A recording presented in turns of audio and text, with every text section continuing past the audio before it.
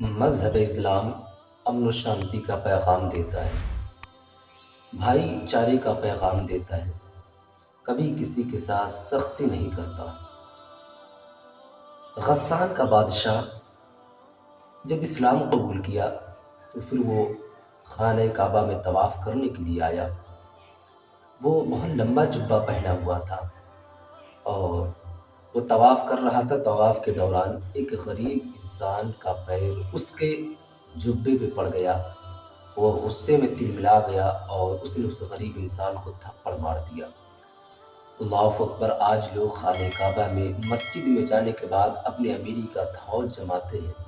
میں ان سے کہنا چاہتا ہوں، صاحب جب مسجد میں جایا کرو اور خانہ کعبہ میں طواف کرنے کے نسبت سے جایا کرو تو اپنے آپ کو بھول جایا کرو، بس ایک اللہ کا بندہ بن کر جایا کرو۔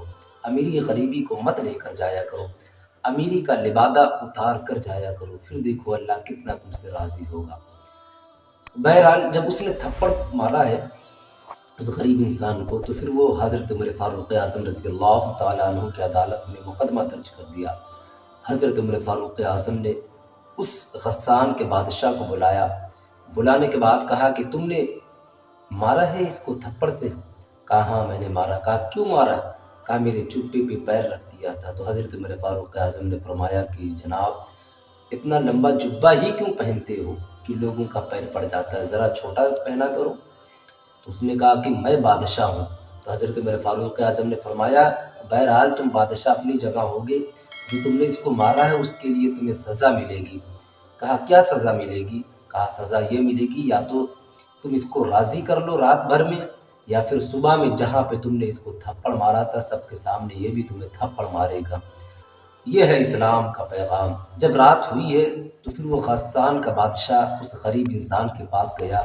جانے کے بعد اس سے معافی مانگنے لگا، معذرت طلب کرنے لگا۔ کہا مجھے معاف کر دو، اب آئندہ سے غلطی نہیں ہوگی۔ اپنے دولت کا چمک دکھانے لگا تو اس غریب انسان نے کہا کہ بادشاہ ہوگے تم اپنی جگہ اور اپنی سلطنت کی دولت کو تم ایک کنارے رکھو، تمہیں کیا لگتا ہے میں تجھے معاف کر دوں گا؟ آج اگر میں نے تمہیں معاف کر دیا تو کل کو تو پھر کسی غریب کا گلا دبائے گا، کل کو پھر تو کسی غریب کو تھپڑ مارے گا، کل کو پھر کسی غریب کو تو تماچا مارے گا، میں تجھے معاف نہیں کرتا۔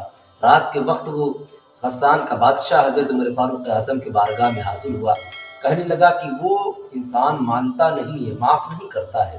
تو حضرت عمر فاروق اعظم نے فرمایا پھر تم مار کھانے کے لیے تیار ہو جاؤ صبح میں۔ تاریخ میں بات لکھی ہوئی ہے کہ وہ فوراً رات ہی رات وہ بھاگ گیا وہاں سے، بعد میں وہ عیسائی بن گیا جا کر۔ تو لوگ عمر فاروق اعظم کو کہنے لگے کہ عمر نے بہت قیمتی انسان کو کھو دیا ہے۔